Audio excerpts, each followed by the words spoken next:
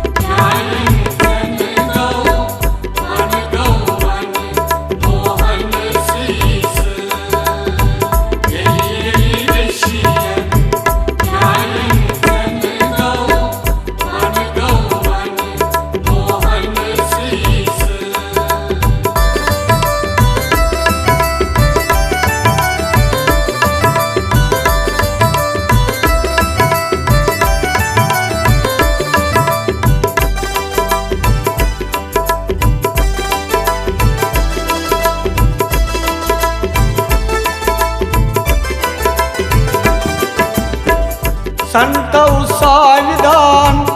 पनुई मंथो संतौ साविदान पनुई मंथो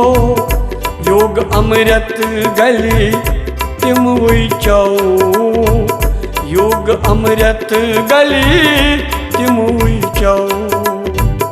अम पुई हावस मितियन तन गौ मन मोहन शीस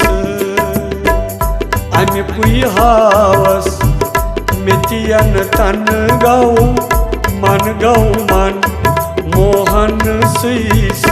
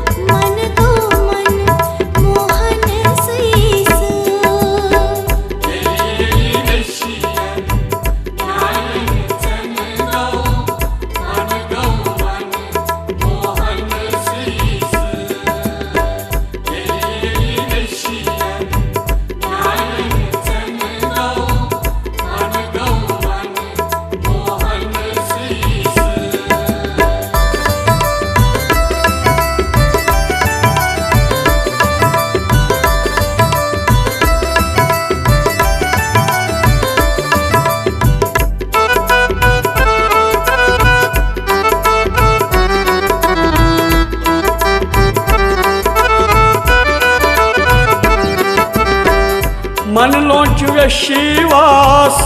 यमि गंडि गंडि थो मन लोच विश्वास यमि गंडि गंडि थो दुर्लभ दृष्टांत तमिसै गौ दुर्लभ दृष्टांत तमिसै गौ अमि विश्वासै प्रकाश ठन प्यौ